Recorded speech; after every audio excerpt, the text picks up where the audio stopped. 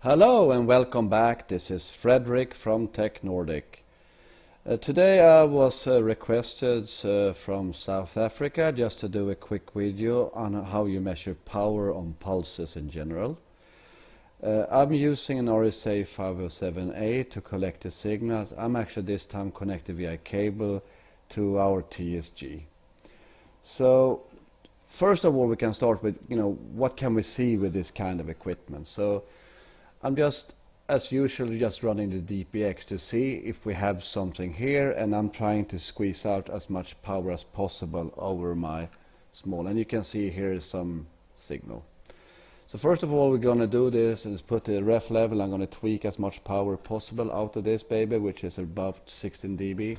This is the maximum I can get out. And here you can see the difference between real time and non-real time. So this is the basic start. So I really don't need now the real-time window anymore. I'm going to just close it down. Second part of this is actually trying to trigger on this one. You can see I have a bandwidth of 40 megahertz, and the ref level 20, center frequency is 1 gig, and the resolution bandwidth is 300 kilohertz. So first of all, my tip is go to view, navigate to view. Navigate to view is the zero span. Then we go to the trigger, and we just, in this case, move the trigger up a little bit until we have something that is a little bit better, hopefully.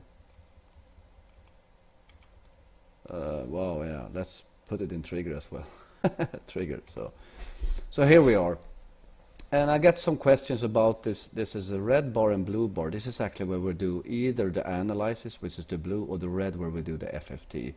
As this is very short, we're only down here to 7 microseconds in total time.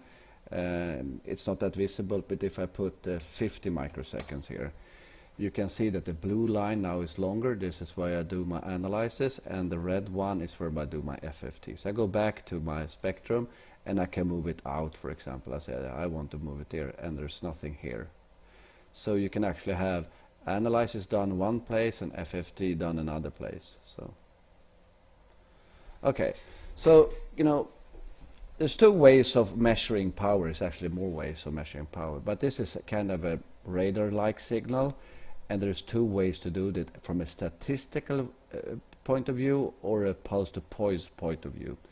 So I will show you how you set up the statistical view first. So you go to select displays, you go into what we call the pulsed RF, and we go to cumulative statistics, and just press this one.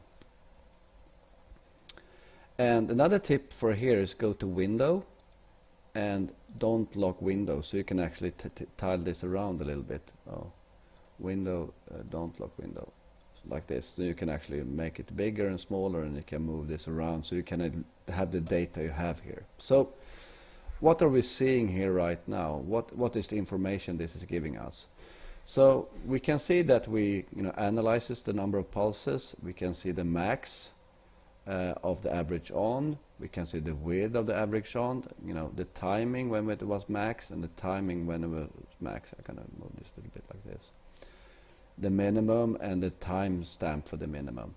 I'm also, for you aware of, I've connected with the GPS, and the GPS is really nice for us because under acquisition menu I have a frequency reference that I'm using the GPS as a frequency reference, giving me a little bit improvement. So this is starting point number one. So I have this, and I can clear this one, and I can start over again, and you can see that it's pretty quick. I do a few hundred of these. We go to analysis again. Sorry for that. So I do a few of this, and we can tweak this around. And this gives you some indication, but what we can add as well to this one is the cumulative histogram. And I just add this one, and you will be able to see. Oh, didn't I add it? Pulse RS, this one. Here we are. So now I can move this around as well, and this is building upon this data. So I have average on and width. And this will build, separately. So what I try to do is clear and clear. I wish there was one clear button, but in this case people want, and you can see the scale is 37 milli-dB. And of course, if you want to add something to this, like, oh, no, I wanted to look at the peak. All the data is in here, so you don't have to, you know, if you forget something, ripple, everything is here. So in this case was, you know, average on what we want to look for. So this is idea number 1. And this gives you an indication of if there's something wrong with the simple pulse, but you don't get the pulse-to-pulse information. So I will just add here a little bit more time until we get a few more pulses. And now you can see that we have 2 pulses. And as long as I have 2 pulses, I get the repetition interval. And also I can add another layer here. Oh, sorry for this one. To add average transmitted power over the pulses. And the more pulses give you more. But this is basically what you do, and you can just leave it run for hours and hours and hours and hours. So this is what we call the statistical view. You can run it forever and ever, and you get millions of pulses, and you get the time when it was the best or worst, or etc. Find out more at Vicom's website.